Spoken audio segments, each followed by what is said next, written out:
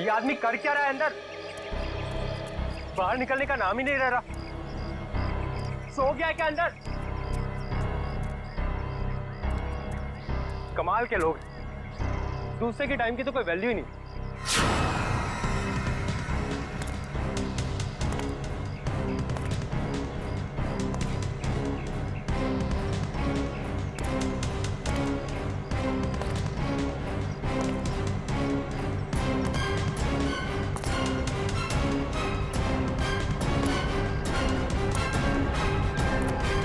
Sir,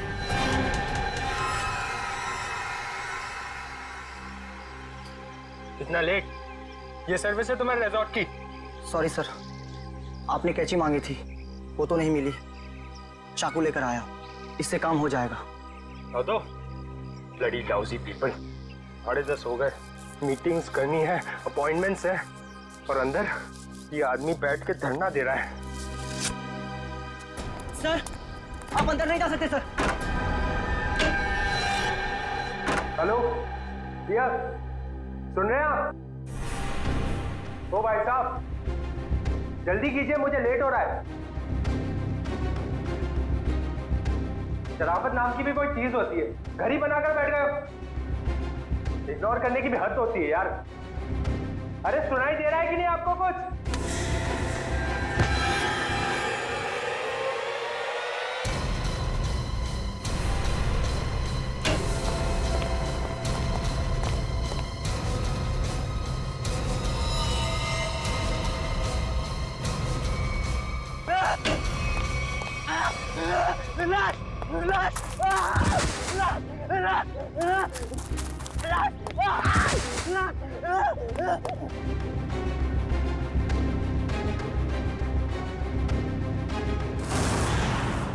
हाँ मैं party में आने की कोशिश करूंगी, कुछ प्रॉमिस नहीं कर सकती। मेरा जॉब ही कुछ ऐसा है यार, कभी भी कुछ भी हो सकता है। ठीक है, चल अब मैं रखती हूँ, बाय। नहीं, बिल्कुल नहीं चलेगा। रात को 1 बजे 2 बजे कोई भी कभी भी आके चले जाएगा। जवान लड़की के घर में रात के टाइम में किसी लड़के का आने का मतलब हम अच्छी तरह से जानते हैं। क्या चल रहा है यहाँ पे? हाँ, और ये रो क्यों रही है? आप इनसे ही पूछिए ना, इसने क्या चाला रखा है यहाँ पे। देखिए मैडम, ये सोसाइटी है और हम सब फैमिली वाले हैं, और ये कैसी कैसी हरकतें करके रखी हैं यहाँ। हरकतें? आपका क्या मतलब है? इसका मतलब ये है कि ये दोनों लड़के रात बिरात इसके घर आते हैं, दरवाजा खटखटाते हैं, शरारत करते हैं। और तुम एक बात कान खोलकर सुन लो, तुम यहाँ से खुद से चली जाओ, नहीं तो हम सब मिलकर तुम्हें जबरदस्ती यहाँ से निकाल देंगे। एक मिनट, शांत हो जाइए आप लोग। कौन है ये लोग? मुझे नहीं मालूम कौन है ये। 2 दिन से मेरी रूम पार्टनर नहीं है, और ये लोग रोज रात को आके मुझे तंग करते, जबकि मैंने इनको कभी देखा भी नहीं है। देख जिया, झूठ मत बोल। तू ही हमें बुलाती है और अब पहचानने से मना कर रही है। हाँ, कसम से हमेशा खुद ही फोन करके बुलाती है हमें। देखो, झूठ मत बोलो, मैं तुम लोगों को नहीं जानती हूँ। पता नहीं ये लोग मुझे क्यों बदनाम कर रहे हैं। देखो, झूठ और सच का फैसला कहीं और जाकर करना, समझी? गुप्ता जी, इस बात का फैसला अभी कीजिए आप, और अगर आपसे भी नहीं होता है तो हम सब मिलकर इस लड़की का कमरा खाली कर देंगे। प्लीज सर, ऐसा मत कीजिए। देखो, मैं तुम्हें भाड़े पे घर देने के वक्त कहा था ना, हमारे सोसाइटी का रूल बहुत सख्त है। क्या बोला था ना? बोला। प्लीज सर, इसमें मेरा कोई कसूर नहीं। फिर भी 2 दिन में मेरी रूम पार्टनर आ जाएगी, तब मैं अपना सारा सामान यहाँ से शिफ्ट कर लूंगी। ओके, 2 दिन का टाइम देता हूँ, लेकिन 2 दिन में रूम खाली हो जाना चाहिए, समझी? तुम दोनों भागो यहाँ से। अरे चलो निकलो। ठीक है जिया, ये तूने अच्छा नहीं किया। हाँ। पहले खुद ही हमें बुलाती है और फिर इंसल्ट करती है। कमाल है यार। चल चल। जिया, रोम, अगर तुम बेकसूर हो तो सच सामने आ जाएगा। तुम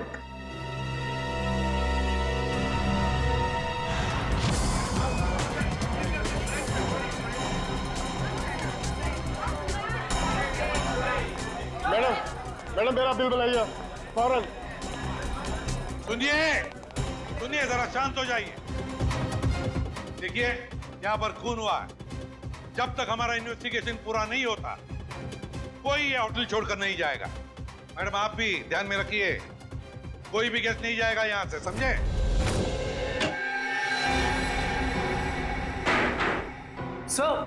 सर बॉडी नहीं है। बॉडी नहीं है? ये कैसे हो सकता है? बॉडी गई कहाँ? बॉडी कैसे गायब हो गई? ये कैसे हो सकता है? और सर, अगर किसी ने मर्डर किया है और अगर वो बॉडी ले गया तो फिर ये सिर क्यों छोड़ गया? वही तो, अगर सिर यहाँ छोड़ा और लाश कहीं पर लेकर गया तो कोई ना कोई निशान तो होने चाहिए था। किसी ना किसी ने तो देखा होगा।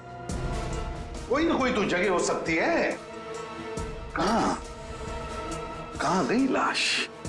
हुआ क्या यहाँ पर?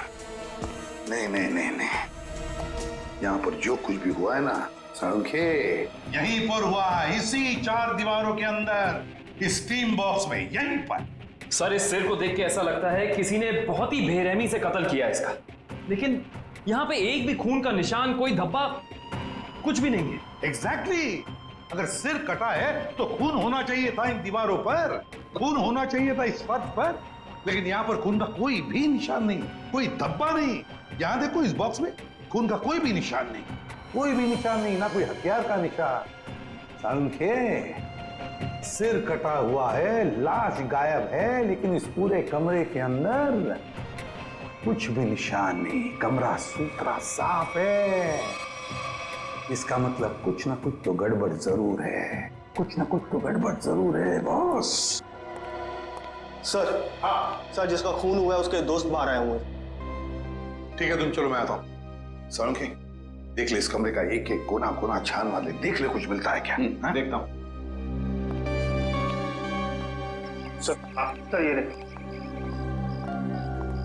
आप लोग रजित के दोस्त हैं? जी सर। आखिरी बार कब मिले थे रजित?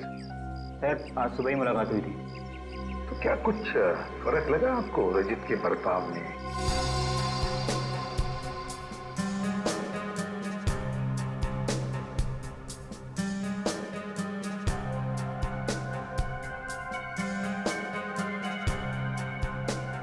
सर, ऐसी तो कोई बात नहीं है।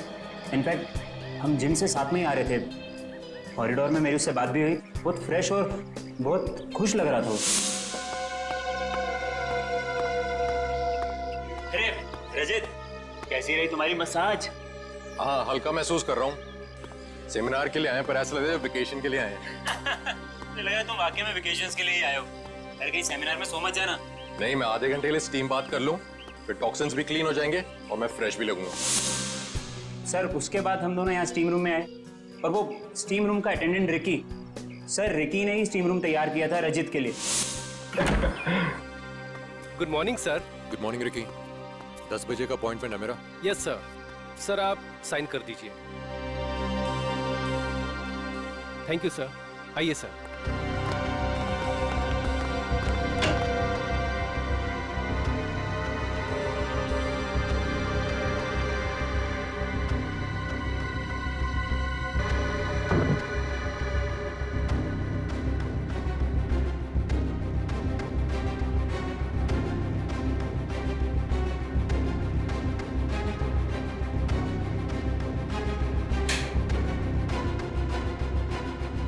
कितना टाइम लगेगा? सिर्फ 25 मिनट।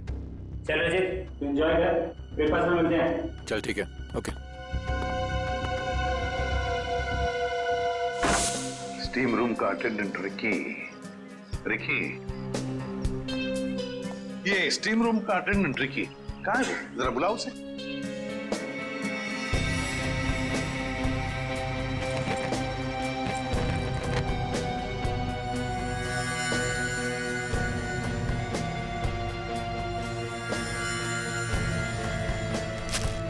सर, वो जब से हादसा हुआ है तब से गायब है। रिकी इस रिसोर्ट में कहीं नहीं। रिकी गायब है? जब से हादसा हुआ रिकी गायब है। इस रिकी का पता लगाना पड़ेगा। सर, खून, एक और लाश उधर है।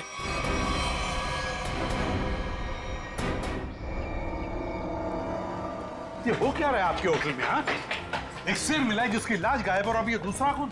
सर मैं तो खुद परेशान हूँ, ये क्या हो रहा है मुझे समझ नहीं आ रहा सर। अब बाहर फेरिए।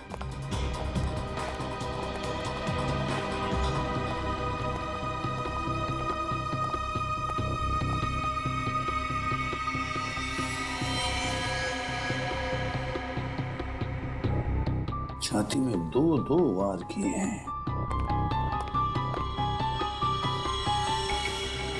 सर काफी गहरा है, पूरी ताकत से वार किया गया। हाँ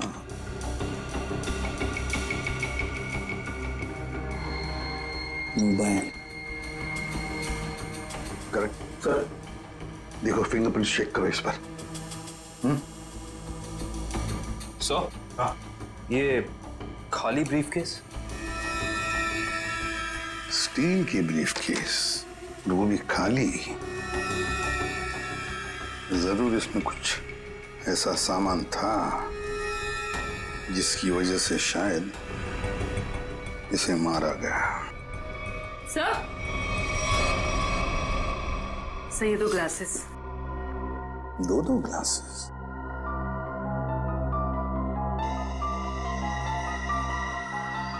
लिपस्टिक वगैरह के तो कोई मार्क नहीं, लेकिन एक बात तो पक्की है कि यहाँ पर इसे मिलने कोई आया तो था जरूर।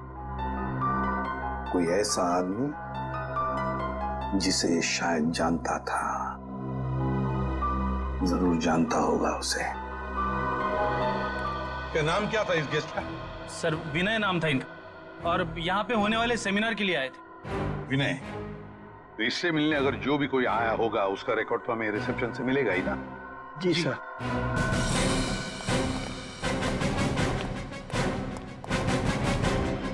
देखो विनय के बारे में और कुछ जानना चाहते हैं हम लोग। ये विनय कब आया था यहाँ पर? अब सर मिस्टर विनय ने आज सुबह ही चेक इन किया था हमारे रिजॉर्ट में, करीब 8 बजे। 8 बजे? जी। अकेले ही आया था या कोई साथ में भी था उसके? अब नहीं सर, वो अकेले ही थे। उनके रूम में कोई बाहर से विजिटर आया था? नहीं सर, बाहर से तो कोई नहीं आया था, लेकिन उनके सेमिनार से उनके रूम में कोई गया हो तो उसका पता नहीं हमें। अच्छा, विनय के बारे में कुछ खास बात याद आती है तुम्हें? मेरा मतलब है कुछ भी, यू नो? आपके रिसोर्ट में इस ब्रीफकेस के लिए कोई पर्सनल लॉकर है? आई एम सॉरी सर, हमारे रिजॉर्ट में ऐसी कोई फैसिलिटी नहीं है। ओके। हाँ सर, उनके पास एक छोटा सा स्टील का ब्रीफकेस था जिसे वो कुछ ज्यादा ही संभाल के रख रहे थे, और उसके लिए उन्होंने पर्सनल लॉकर के बारे में भी पूछा, बट सर हमारे रिजॉर्ट में ऐसी फैसिलिटी नहीं है। स्टील का ब्रीफकेस? लगता है ये वही स्टील का ब्रीफकेस है जो हमें उसके बेड पर से मिला है। जरूर उसके अंदर कोई कीमती, कोई इंपॉर्टेंट सामान होगा। सर ऐसा भी तो हो सकता है कि इस विनय की मौत का यही कारण हो। हाँ सर, विनय के रूम में कोई होटल के बाहर से नहीं, होटल के अंदर से आया था, और दोनों साथ में ही बैठे थे। सर। हाँ करण। सर इस फोन पर जो फिंगरप्रिंट थे उसे उठा लिया सर। Very good. देखते हैं आखिरी फोन किसका था। पार्टनर, जरूर किसी पार्टनर ने फोन किया था विनय को। पता लगाना पड़ेगा है कौन ये पार्टनर।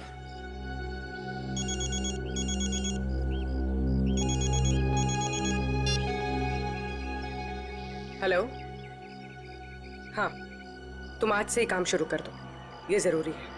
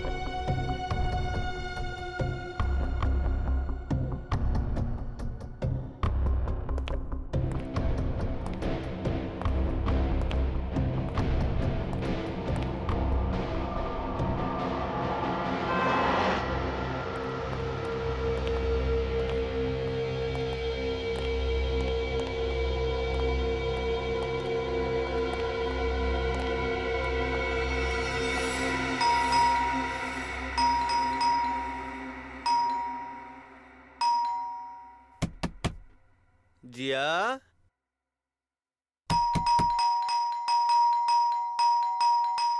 दरवाजा खोलो जिया।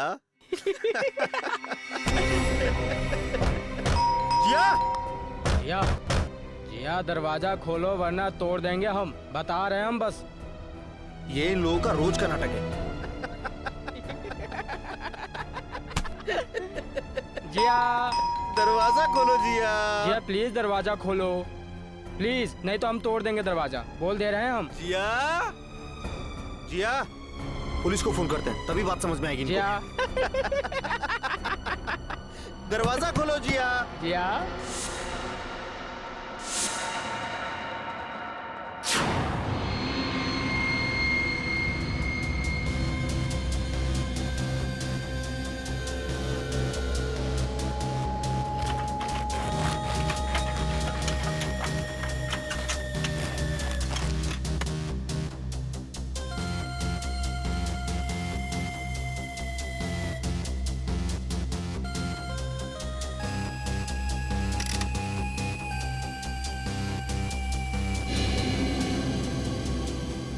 सर, आता रहेगा।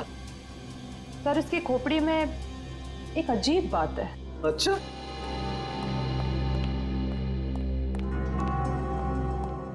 क्या अजीब बात है? सर इसकी गर्दन पे ना तो किसी चीज से काटने का निशान है और ना ही तोड़ने का। लेकिन कोई ना कोई निशान तो जरूर होना चाहिए। हाँ, कोई निशान तो होना ही चाहिए। अगर हथियार का नहीं है तो किसी और चीज का निशान होना चाहिए जिससे मारा गया। और इसकी खोपड़ी का अंदर का हिस्सा बिल्कुल खाली है। ऐसा लगता है जैसे कि सारी चीजें पिघलकर बह गई हो। ऐसा कैसे हो सकता है तारिका? इसके अंदर कोई मोम तो होता नहीं, खून है, मसल्स हैं, टिश्यूज हैं। हाँ, लेकिन ये खोपड़ी बिल्कुल खाली है। अच्छा तारिका, इसकी खोपड़ी में से जो फ्लूइड निकला था, तुम उस फ्लूइड को चेक करो, उसमें जरूर कुछ ना कुछ मिलेगा। सर,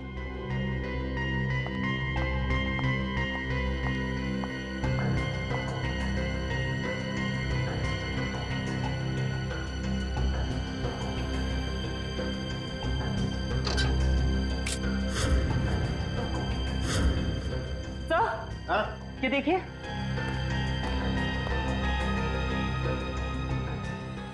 अरे एसिड, इसकी खोपड़ी के अंदर एसिड। सर इसका मतलब है एसिड या किसी केमिकल से इसके सर के अंदर के हिस्से और इसके शरीर को पिघला दिया गया और फिर स्टीम बॉक्स के ड्रेन पाइप से बाहर निकाला गया। हाँ, और वो भी 30 मिनट के अंदर। सर ये कैसे हो सकता है? हमने तो पढ़ा था कि कॉन्सेंट्रेटेड एसिड में किसी भी बॉडी को पिघलने के लिए कम से कम 20 घंटे लगते हैं। You're right, श्रेया, 20 घंटे ही लगने चाहिए, लेकिन इस केस में ऐसा नहीं हुआ। एक और बात, इस ड्रेन पाइप में मुझे कैल्शियम फॉस्फेट, जिससे इंसान की हड्डियां बनती हैं, वो और कुछ टिश्यूज के टुकड़े मिले हैं। मुझे लगता है जिस एसिड से इस आदमी के शरीर को पिघलाया गया है, यह एसिड किसी की इन्वेंशन है, कोई नई खोज। हाँ सर, उस बॉटल के निचले हिस्से से जो निशान बना था जिस केमिकल से, वो भी एसिडिक है और हमारे किसी केमिकल से मैच नहीं करता। लेकिन सर, अगर इस एसिड ने रजीत की बॉडी को पिघला दिया तो फिर वो स्टीम बॉक्स क्यों नहीं पिघला? वो इसलिए क्योंकि ये एसिड किसी मेटेलिक चीज को नहीं पिघलाता है, और इसीलिए इस एसिड को कांच की बोतल में रखा गया था। सर फिर तो उसे बहुत दर्द हुआ होगा। नहीं वंश, मुझे नहीं लगता है इसे दर्द महसूस हुआ होगा। क्यों सर? क्योंकि श्रेया पहले इसे बेहोश कर दिया गया था। मतलब पहले इसे बेहोश किया गया, फिर मारा गया, उसके बाद स्टीम बॉक्स की ड्रेन पाइप से बहा दिया गया। बहुत ही डरावना और भयानक तरीका है किसी की जान लेने का। हाँ, और बहुत ही अजीब भी। ये सब कैसे किया गया होगा, ये कौन सा एसिड है, ये सब पता लगाने के लिए मुझे थोड़ा वक्त लगेगा। लेकिन सर, अगर ये किसी का आविष्कार है, नई खोज है, तो जाहिर सी बात है उसने इसके पेटेंट को रजिस्टर करवाया होगा। बिल्कुल करवाया होगा। इंटरेस्टिंग। इसका मतलब जिसने भी पेटेंट रजिस्टर करवाया है उसकी सारी इंफॉर्मेशन हमें गवर्नमेंट ऑफिस से मिल सकती है। हेलो, क्या? रजीत का? ओके। अभी पता चला है कि विनय ने जिस पार्टनर वाले नंबर पे फोन किया था वो और किसी का नहीं बल्कि रजीत का नंबर था। इसका मतलब विनय और रजीत एक दूसरे को जानते थे और रिजॉर्ट में विनय के कमरे में हमें जो 2 ग्लासेस मिले थे उनमें से एक ग्लास शायद रजीत का था। अब तो विनय के घर वालों से ही पता करना पड़ेगा। लगता है रिकी घर पर नहीं है, तोड़ दो दरवाजा।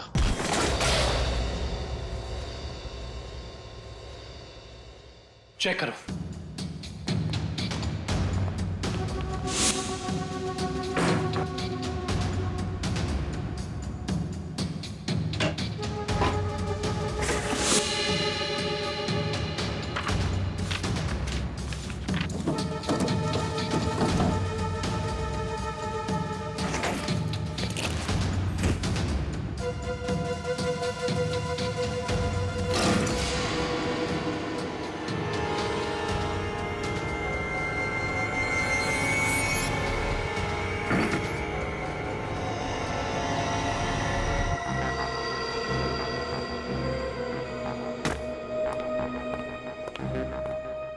ये बॉटल देखो, इसका नीचे का हिस्सा बिल्कुल वैसे ही है जैसा निशान हमें रिजॉर्ट के स्टीम रूम में मिला। ओह, तो इस केमिकल से रिकी ने रजीत की बॉडी पिघलाकर उसका खून कर दिया है। हाँ, लेकिन एक स्टीम रूम का अटेंडेंट किसी को इतनी चालाकी से नहीं मार सकता। ये उसके दिमाग का काम हो ही नहीं सकता। कोई है जो उससे ये करवा रहा है। कौन करवा सकता है ये सब? इसका जवाब तो रिकी देगा। हाँ, और उसके लिए रिकी का मिलना बहुत जरूरी है। चलो बाहर लोगों से पूछते हैं, शायद उसे जाते हुए किसी ने देखा।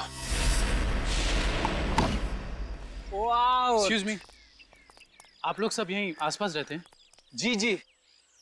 ये वो रिकी रहता है यहाँ पे, आप लोग उसे जानते हैं? आज आपने उसे देखा? हाँ सर, मैंने देखा उसे। बड़ी जल्दी में लग रहा था और एक बैग भी था उसके हाथ में। अच्छा, यहाँ से किस तरफ गया था वो? सर उस तरफ। उस तरफ? हाँ सर, एक ट्रक आया और रिकी उस पे बैठ के निकल गया। थैंक यू, चलो उस डायरेक्शन में देखते हैं।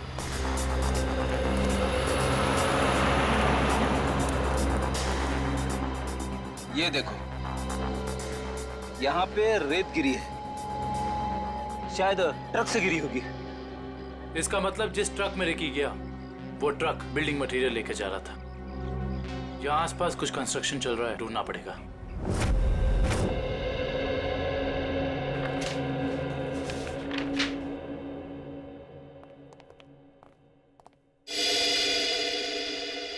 जी कहिए।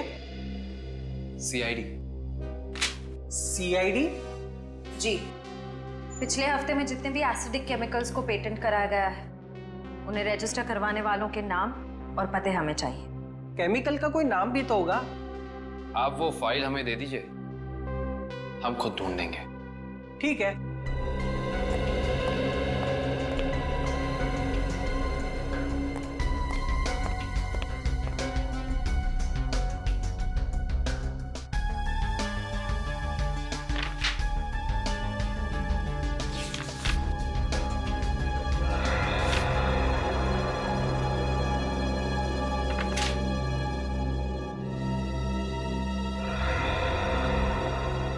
ये देखो, ये एसिड हाइड्रोवर्क्स नाम की एक कंपनी ने रजिस्टर कराया है और इस कंपनी के मालिक हैं रजित और विनय।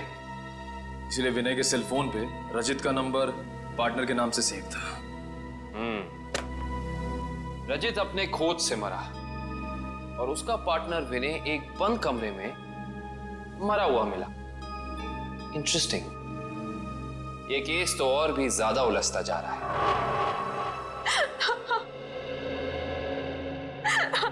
नैना जी, हमें भी बहुत दुख है विनय की मौत का। हम आपका ज्यादा वक्त नहीं लेंगे। हाँ, लेकिन आपसे थोड़ी जानकारी चाहिए हमें। मुझे तो अभी भी समझ नहीं आ रहा कि विनय से किसी की क्या दुश्मनी हो सकती है। बेहद शरीफ और मिलनसार इंसान थे मेरे विनय। अच्छा, ऐसा कोई हादसा या कभी उनकी किसी के साथ कोई तू-तू मैं-मैं हुई हो या कोई दुश्मनी? अब कुछ याद है आपको? दुश्मनी तो कोई नहीं थी, पर हाँ, कुछ दिनों से उन्हें कुछ धमकी भरे फोन जरूर आ रहे थे। धमकी? कौन थे ये लोग? मालूम नहीं, पर मैंने बहुत समझाया उन्हें कि उन्हें जाके पुलिस में कंप्लेन कर देनी चाहिए, पर उन्होंने मेरी एक ना सुनी। कहते रहे कि कोई मजाक कर रहा होगा,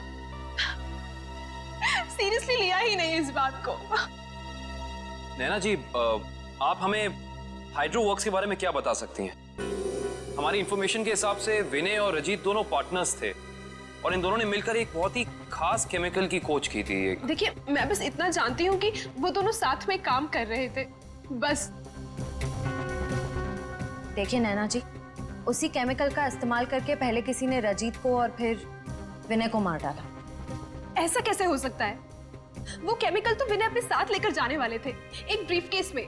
उन्हें सेमिनार में कुछ पेपर सबमिट करने थे और वहीं उन्हें रजित से भी मिलना था।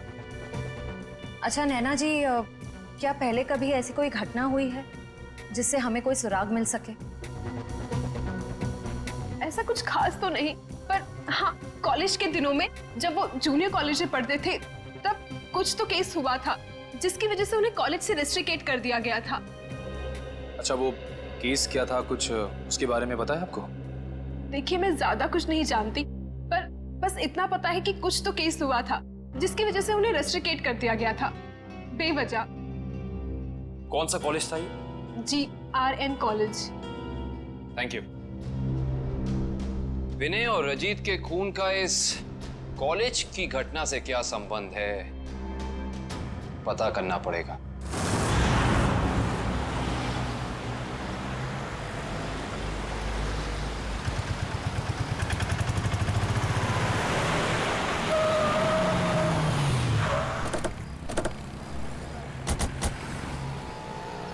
ये देखिए, रेत यहाँ पे पड़ी हुई है और ये देखो टायर के मार्क्स। इसका मतलब ट्रक यहाँ पे आके रुक गया था, लेकिन ये कंस्ट्रक्शन का काम भी तो बंद है।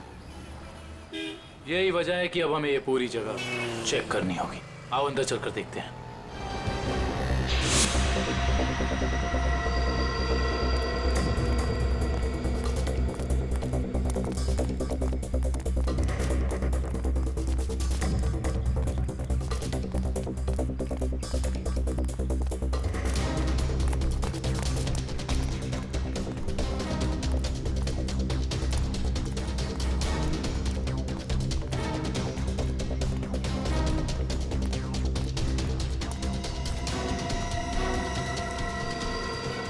सर, रिकी यहाँ पे है।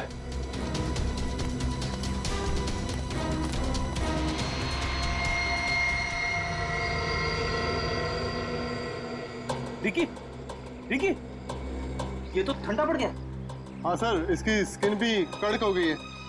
पहले से हॉस्पिटल पहुंचाओ।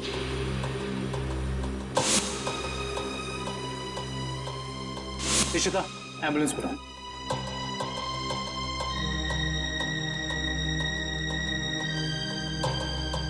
इसके शरीर पे जेल जैसा कुछ लगा हुआ है, जिसकी वजह से इसका शरीर अकड़ गया होगा। और ये देखिए, आसपास के पत्थरों पे भी जेल जैसा ही है। ये देखो,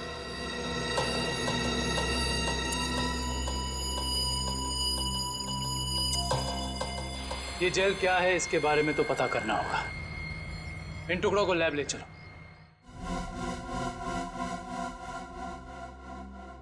जिस तरीके का केमिकल हमें क्राइम स्पॉट पे मिला है, उसी तरह का केमिकल मैंने बनाया है और ये केमिकल मैं इस बॉक्स में डालता हूं। अरे का बॉडी टेम्परेचर मिला? नॉर्मल है सर। गुड। इस स्टीम बॉक्स में जो बॉडी है, ये लगभग इंसान की बॉडी की जैसे ही है। आपका कहने का मतलब है क्लोन की तरह? ऐसा ही समझ लो। अब इस मशीन में हमने जो केमिकल डाला है, उसकी स्टीम हम इस स्टीम बॉक्स में पास करते हैं। लगभग 30 मिनट तक हम स्टीम पास करते हैं। उसके बाद देखते हैं क्या होता है।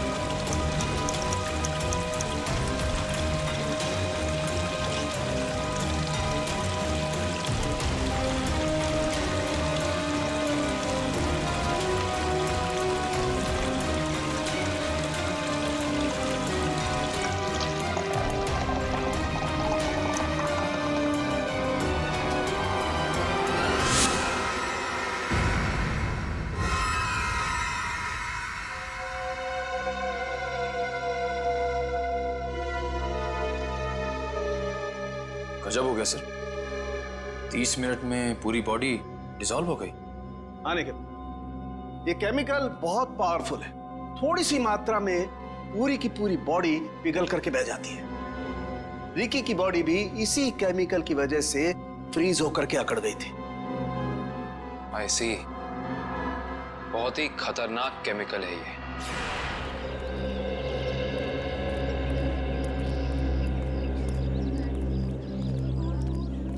एक्सक्यूज मी, हम लोग सीआईडी से 2005 के केस के सिलसिले में आपसे थोड़ी पूछताछ करनी थी।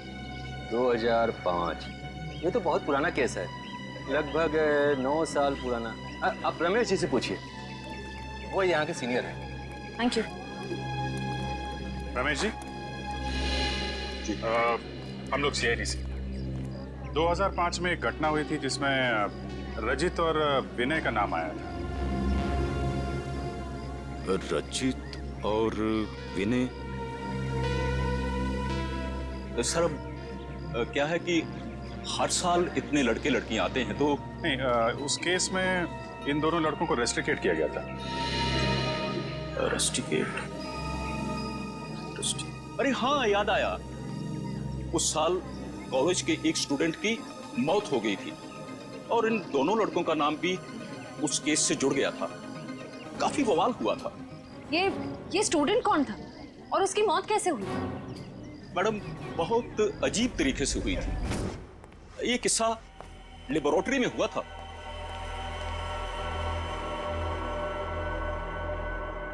इतनी देर तक कौन काम कर रहा है? कौन काम कर रहा है?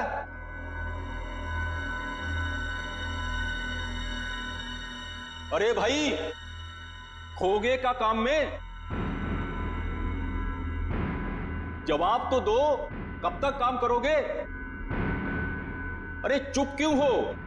बताओ, मैं लेबोरेटरी बंद करूं या खुली रहने दूं?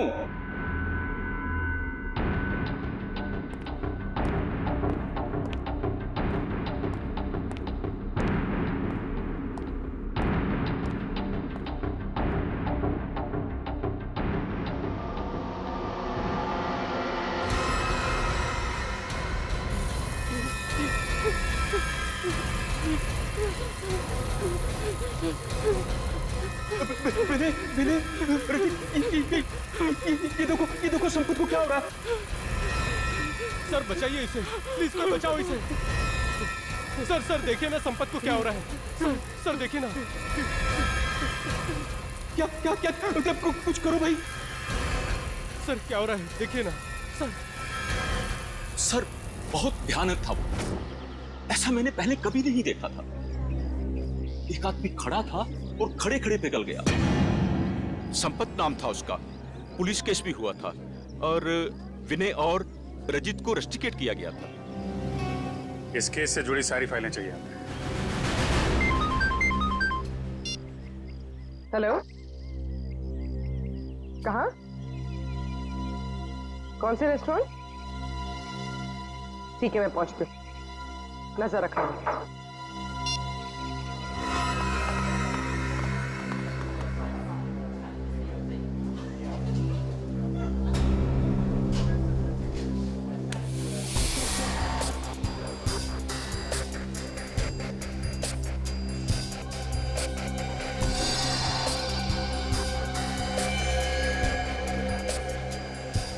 मजा तो आता है यार। अरे काहे का मजा यार? पता है, रात को जैसे ही जाते हैं ना उसके घर के सामने, तभी चौकीदारों को पटाना पड़ता है।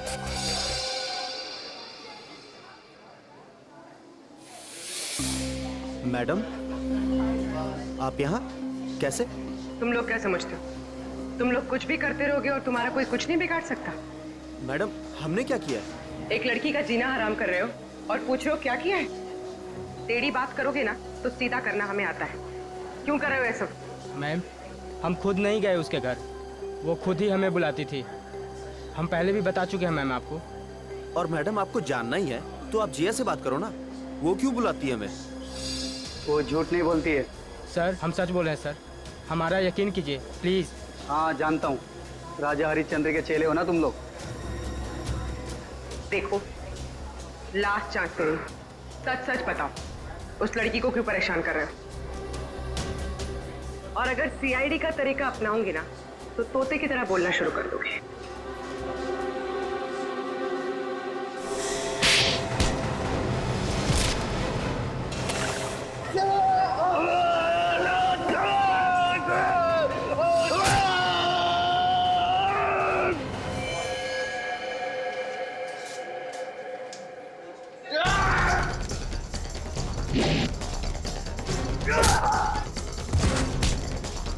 लड़कियों को छेड़ता है।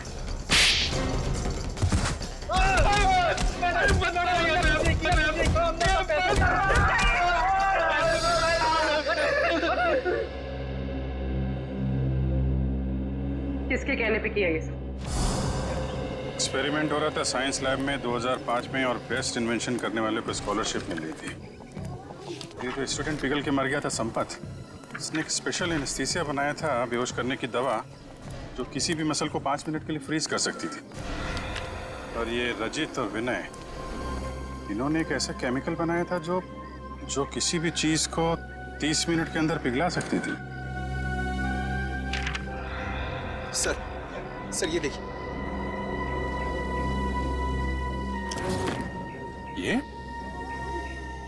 ये भी उस वक्त कॉलेज में था पर ये बात उसने हमसे छुपाई।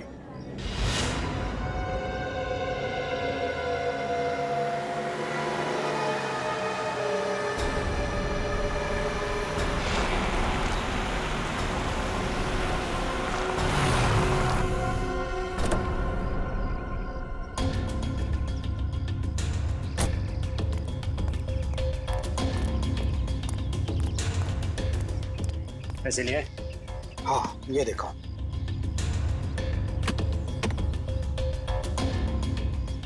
अब खुश? गुड। ये रहा तुम्हारा सामान।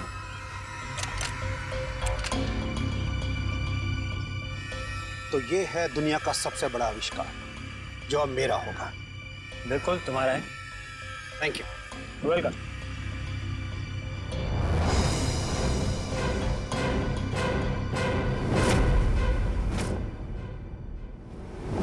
ये छुप छुप के क्या कर रहे हो? हैं? क्या कर रहे हो छुप छुप के? आगे मत बढ़ना। वरना ये बोतल इसी के साथ मैं फोड़ दूंगा। मत बढ़ना आगे, कह रहा हूँ। आगे मत बढ़ना, नहीं तो ये मारा जाएगा। तुम यहाँ से जा नहीं सकते हो, छोड़ो उसे। आगे नहीं बढ़ना। कहा ना, मैं झूठ नहीं बोला मैं। पीछे रहो, आगे मत बढ़ना।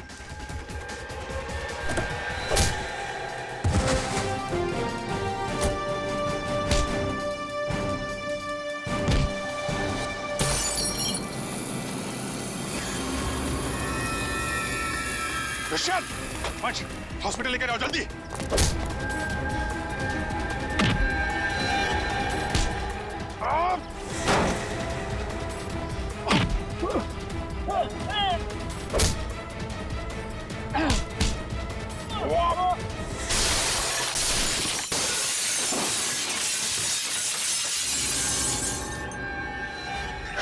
हाँ, मैं नहीं मारा उसे। विनय और रजित के केमिकल का इस्तेमाल करके मैंने संपत को लैब में मार डाला। रेतेन, तुम यहाँ क्या कर रहे हो? और संपत के बनाए हुए केमिकल पर अपना नाम डालकर मैंने उसे भेज दिया। क्यों किया तुमने ऐसा? मुझे पैसों की जरूरत थी। मेरे खर्चे पूरे नहीं पड़ रहे थे। और जब मुझे पता चला कि संपत ने एक ऐसे केमिकल का आविष्कार किया जिससे बॉडी फ्रीज हो जाती, उसकी इंटरनेशनल मार्केट बहुत ज्यादा थी। उससे वो केमिकल हासिल करने के लिए मैंने उसे भी मार डाला। रजित और विनय को उन्हीं के खोजे हुए केमिकल से मार दिया और केमिकल बेच के पैसा कमाना चाहते थे, क्यों? हाँ। और इसमें वो स्टीम रूम का अटेंडेंट रिकी, उसने तुम्हारी मदद की थी।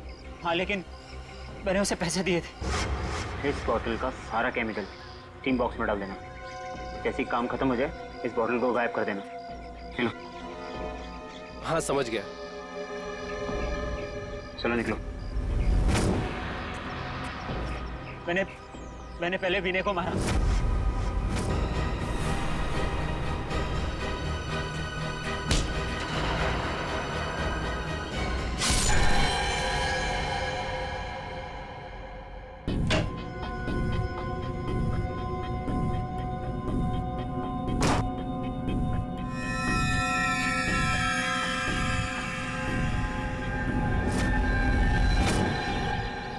और फिर रिकी की मदद से मैंने रजित को खत्म कर दिया।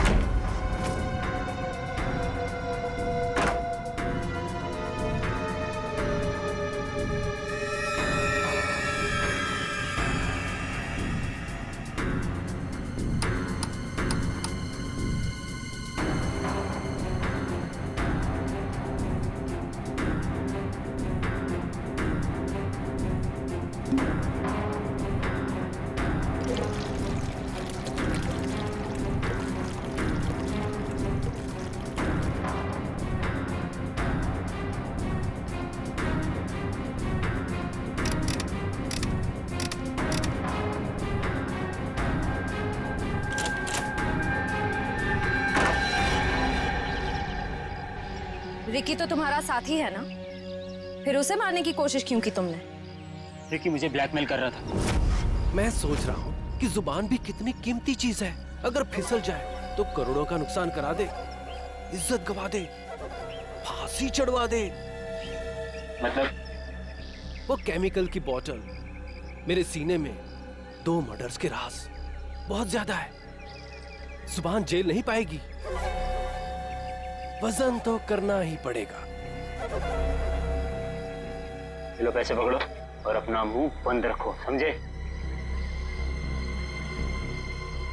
उसी केमिकल से मुझे डरा रहा था। क्या करता? जरूरत थी और मजबूरी। Shut up! समाज की भलाई के लिए की गई खोज का गलत इस्तेमाल किया है तुमने। 3 खून किए हैं। तुम जैसे लोगों के लिए कानून ने भी एक खोज की है, फांसी। आप लोगों को जरा सा भी एहसास नहीं हुआ कि आप लोग सब मिलकर एक अकेली लड़की के साथ इतनी नाइंसाफी कर रहे थे? कोई इस तरह से परेशान करता है किसी को? बोलिए। सॉरी मैडम, ये रमेश जी को अपना फ्लैट बेचना था और उन्हें अच्छा बायर भी मिल गया था, इसीलिए सब। और मैडम, जिया घर खाली करना भी नहीं चाह रही थी और उसके लीज एग्रीमेंट को खत्म होने में अभी टाइम था। मैडम, ये रमेश जी ने एक दिन आकर हमें अपनी तकलीफ बताई और हमसे हेल्प मांगी। तो आप लोग ने मिलकर ये ड्रामा किया, एक लड़की के कैरेक्टर पर कीचड़ उछाला। आप लोग ऐसा कर कैसे सकते? और रमेश जी, आप पैसों के लालच में इंसानियत भूल गए। सॉरी मैडम, मुझसे गलती हो गई, अब ऐसा नहीं होगा। जिया अब यहीं रहेगी, इसी फ्लैट में। जिया, मुझे माफ कर दो। I am really sorry. Please sir, sorry बोल के मुझे शर्मिंदा मत कीजिए। थैंक यू मैम, आपने मेरी बहुत हेल्प की, वरना मैं अपने पेरेंट्स के पास वापस चली जाती। देखो जी, कभी घबराना मत। अपने हक और अपने सम्मान के लिए हमेशा लड़ना, समझे? Best of luck. Thank you ma'am. For more updates, subscribe to our channel, click the show links and enjoy watching the videos.